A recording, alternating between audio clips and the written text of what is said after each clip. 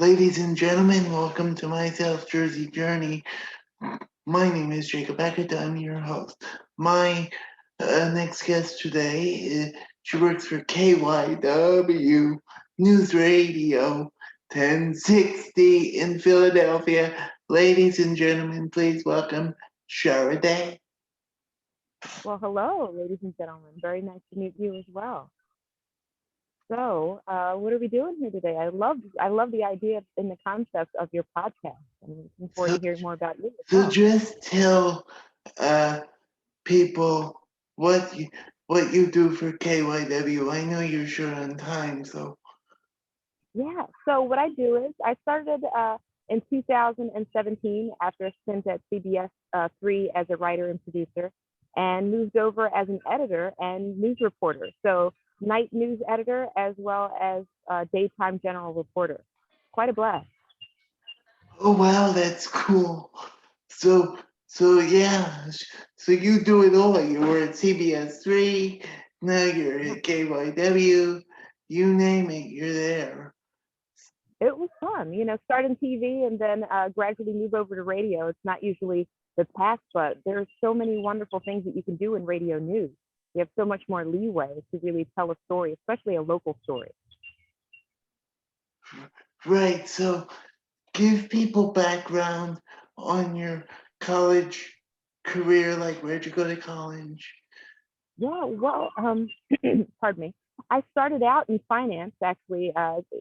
At 19 years old, I was running the trading. I'm not kidding you; it was insane. So I went from working and going to school at Temple University, and then got an opportunity to work at a small or boutique uh, financial advising firm, and then had a long career in finance, and then decided to go back to school to Temple in particular to do what I wanted to do, what I always dreamt of doing, which is being a journalist.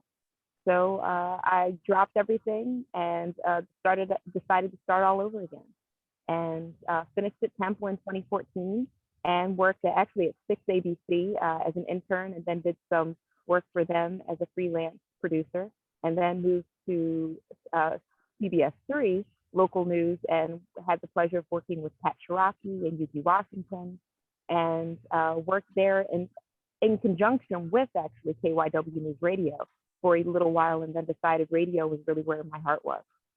And radio allows you to kind of draw a picture. You don't have to just show them a picture and tell them a story. You get to really tell the whole story with pictures, with words, and really count on your ability to know the people, the surroundings, and the story, so that you can tell a better and more in-depth story. And I think Right. that's where I fell in love. That's exactly right, and that's where you fall in love, telling the stories, giving people insight. I know you're short on time, so my last question today, and I thank you for being here. I apologize. My computer decided to update right Oh, I totally get it. right before I logged on here, and of course I get everything started and the thing updates. We've all been there. I think a Okay, few times just doing Zoom, I've gone through the same thing. So please feel free. I can give you a couple more minutes too. No problem. I can go okay. until about 12 o'clock. My all right. My next question then. If any favorite stories you've reported on? Yes, yes. I think the most recent, I would say, it's it's quite an intense story. It's about the Move bombing in 1985, the the 36-year anniversary. It was found out that the Penn University actually had remains of a couple of the children from that particular explosion, and I was able to report on that and feed and get a little information from not only the family and catch up with the family, but also Penn and figure out exactly how this happened.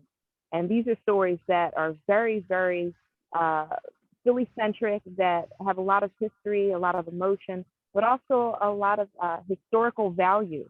And a lot of what Philadelphia is kind of what we share together, that shared history, which was a huge event in 1985. And 36 years later, they're just now finding out that their story isn't over, that there's another chapter.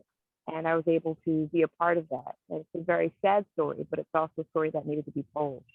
And last year, I was the producer on the floor when the George Floyd unrest began, and the protests were quite intense. I was able to assemble a team and get us out there, and we just won three Edward R. Murrow Awards for that particular weekend, and I'm quite proud of that work.